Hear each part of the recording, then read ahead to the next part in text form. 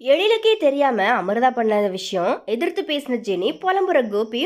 So இந்த மாதிரியான விஷயங்கள் குறித்தா இன்னைக்கான பாக்கியலட்சுமி சீரியலில் என்னென்ன நடந்துச்சு அப்படிங்கிறத பார்க்க போகிறோம். ஸோ அந்த வகையில் ராமமூர்த்தியினுடைய பிறந்தநாள் ஃபங்க்ஷனுக்கு எழில் வருவாரா இல்லையா அப்படிங்கிற எதிர்பார்ப்பில் பார்த்தீங்கன்னா எல்லாருமே இருந்த நிலையில் யாருக்கும் தெரியாமல் அமிர்தா பண்ண செயலை பார்த்தீங்கன்னா இப்போ எழில் கண்டுபிடிச்சிருக்கிறாரு. ஸோ அந்த வகையில் இந்த எபிசோட ஆரம்பத்தில் ராமமூர்த்தியினுடைய பிறந்தநாளில் கோயிலில் கொண்டாடுறதுக்காக குடும்பத்தில் இருக்கிற எல்லாருமே சந்தோஷமாக காரில் கிளம்பி போகிறாங்க. அதை பார்த்த கோபி இவங்க எல்லாரும் எங்கே போகிறாங்க, எழில் வீட்டை விட்டு வெளியே போயிட்டா அப்படிங்கிற கவலை இவங்களுக்கு கொஞ்சமாச்சும் இருக்குதா, எழில் வெளியே போனது சந்தோஷம் அப்படிங்கிற மாதிரி நினைக்கிற மாதிரி இவங்க எல்லாரும் எங்கே இவ்வளோ கிராண்டாக ரெடியாகி கிளம்பி போகிறாங்க, எழில் அங்கே ரொம்ப கஷ்டப்பட்டுக்கிட்டு இருக்கானே அப்படிங்கிற மாதிரி புலம்பிக்கிட்டே இருக்கிறாரு. அண்ட் இன்னொரு பக்கத்தில் கோவிலில் வேலைகள் எல்லாமே தடப்படலாம் நடந்துக்கிட்டு இருக்கிறத பார்த்து ராமமூர்த்தி சந்தோஷப்படுறாரு. அதே நேரத்தில் கோபி எல்லாரும் எங்கே போனாங்க அப்படிங்கிறத தெரிஞ்சுக்கணும் அப்படிங்கிறதுக்காக செழியனுக்கு கால் பண்ண செழியனும் ஃபோன் எடுக்கலை. அதனால் இனியாவுக்கு கால் பண்ண இனியாவும் பார்த்தீங்கன்னா ஃபோன் எடுக்கலை. அண்ட் இன்னொரு பக்கத்தில் அமிர்தா பார்த்தீங்கன்னா தனியாக கடைக்கு போயிட்டு தாத்தாவுக்காக ஒரு வாட்ச் வாங்கிக்கிட்டு வர அதை பார்த்து எழில் என்கிட்ட சொல்லாமல் நீ எங்கே போன, உனக்கு காசு எப்படி வந்துச்சு அப்படிங்கிற மாதிரி விசாரிக்க அதுக்கு அமிர்தா நான் ஏற்கனவே காசு கொஞ்சம் சேர்த்து வச்சுருந்தேன் அப்படிங்கிற மாதிரி சொல்ல அதை எழில் நம்பலை. அதுக்கப்புறமா உண்மையை சொல்லு அப்படிங்கிற மாதிரி அமிர்தாவை எழில் மிரட்டுறாரு. அப்போது அமிர்தா தன்னுடைய மோதிரத்தை அடக்கி வச்சதை சொல்ல அதுக்கு எழில் கோவப்பட்டு இந்த வாட்சை கொடுத்துட்டு மோதிரத்தை போயிட்டு வாங்கிட்டு வா அப்படிங்கிற மாதிரி அமிர்தாவை திட்டுறாரு. ஆனால் அமிர்தா நம்ம தாத்தாவோட பிறந்தநாள் ஃபங்க்ஷனுக்கு போகணும் அப்படிங்கிற மாதிரி எழிலோட மனசை மாற்றுறாங்க.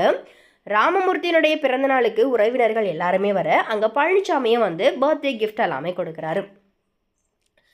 அதோட அங்கே வந்தவங்களில் 2 பேர் கோபி எங்கே காணோம் அப்படிங்கிற மாதிரி விசாரிக்க அதுக்கு ஈஸ்வரி அவன் என்னோட மகனே இல்லை, எனக்கு பொண்ணு தான் இருக்கா, அது பாக்கியா தான் அப்படிங்கிற மாதிரி சொல்கிறாங்க.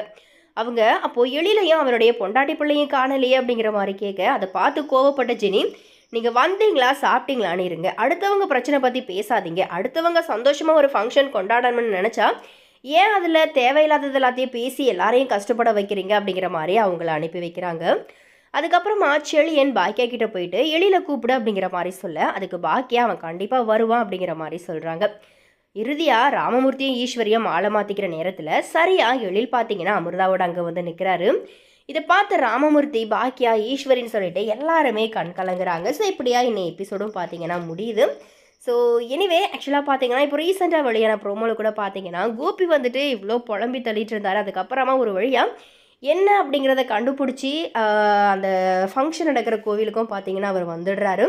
ஸோ வந்துட்டு அம்மா அப்பா கிட்ட ஆசீர்வாதம் வாங்கலாம் அப்படிங்கிற மாதிரி அவர் போகும்போது ராமமூர்த்தி பார்த்தீங்கன்னா இவன் என் பையனே கிடையாது அப்படிங்கிற மாதிரி ஒரு பக்கம் தலைமுழுகிறாரு. ஈஸ்வரி சொல்லவே தேவையில்லை, தன்னை ஜெயில் வரைக்கும் கூட்டிகிட்டு போய் சேர்த்த இவெல்லாம் எனக்கு மகனா, இவன் மகன் என்னைக்கோ செத்துட்டா, எனக்கு பாக்கியா மட்டும் தான் மகள், எனக்கு ஒரே ஒரு பொண்ணு தான் அப்படிங்கிற மாதிரியா சொல்லி கோபிக்கு இந்த அவமானம் தேவையா அப்படிங்கிற மாதிரி அவருடைய வாழ்நாள்லேயே மறக்க முடியாத அளவுக்கு பார்த்தீங்க அப்படின்னா ஈஸ்வரி ராமமூர்த்தியை சேர்ந்து கோபியை அவமானப்படுத்திடுறாங்க. கோபி என்ன பண்ணுறதுனே தெரியாமல் அந்த இடத்துல முடிச்சுக்கிட்டு இருக்கிறாரு. அதோட இன்னும் எபிசோடு முடியுது. ஸோ எனவே இது குறித்து உங்களுடைய கருத்துக்களை மறக்காம கமெண்ட்டில் ஷேர் பண்ணுங்கள்.